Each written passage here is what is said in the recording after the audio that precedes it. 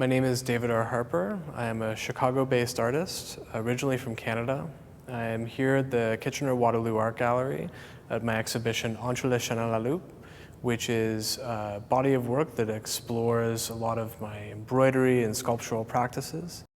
The title of this exhibition, Entre la Chaîne et la Loupe, is a French idiom that means between the dog and the wolf, which is a phrase used to describe that time of night when you can no longer tell the difference between a dog and a wolf, hope and fear, light and darkness, good and bad. The exhibition explores ideas of the monumental, liminality, the kind of space that exists between the conceiving of an idea and the execution of an object, performative rituals that I undertake to make these objects that reference a variety of different subject matter, but very much related to the struggle that exists between a moment in history and then the object made to represent that moment. The two sculptures that you see behind me are the first and second part of a three-part work called Finding Yourself in Someone Else's Utopia. It was built early on in 2012 as an exploration in different ideas of learning and executing other people's fantasies of ideal worlds and kind of using those interpretations of utopias to create my own. I used a variety of different materials to create the work. There's a lot of styrofoams and faux ceramic, cowhide, decals, wood, metal. For this particular object, this boar, I took cowhide, dyed it a nice royal blue, and then tailored it, cut and stitched it together like a hog's suit, and then slipped it over an armature to kind of create the likeness of a boar. So like most of my works that involve animals, they look like taxidermy, but in fact they're actually more closely related to dolls. I was specifically looking at Carl Akeley, who is considered the father of modern taxidermy, Buckminster Fuller, who had these utopic visions of the geodesic dome, and Franz Snyders, who painted these amazing paintings involving hunting and lush scenes of fruit and vegetables, still life paintings.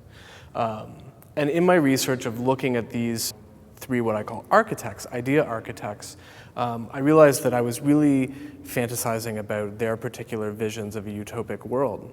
And I wanted to incorporate their notions of a utopia into my own because I'm so invested in their ideas and so fascinated by their ideas, but they're different than mine.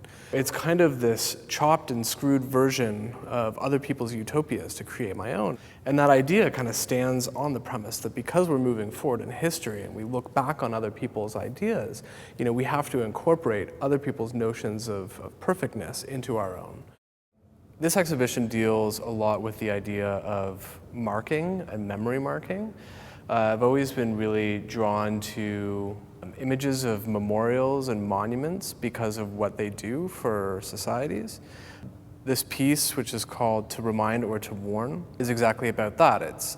Are these monuments here to remind us of something great that's happened or to warn us against something that we've done in the past or that we will potentially do? The important thing about this work is to focus on materials and the fragility of the materials, where traditionally the base of a monument is stone. I've recreated it in ceramic, so the entire base of this monument is very fragile. The piece behind me, A Fear of Unknown Origins, is a great piece to relate to the title Entre la Chaîne et la Loupe, in which I've created a gradient of masks that kind of span the dimming of the night sky, the colors of the night sky.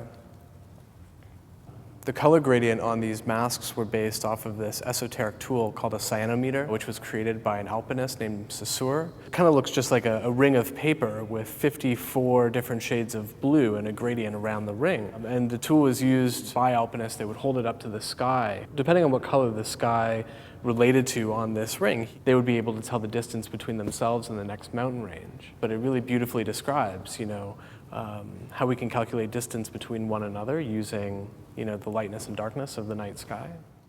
And then you can see how that relates to using animal masks, because when somebody is masking themselves, there's this distance that's created between the person that's disguised and the person that's interacting with them.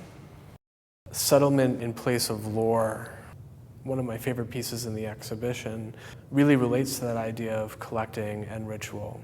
I I've cast tons of these various objects. You have walrus tusks, the human femur, sperm whale teeth, and the bottom palate of a youth elk.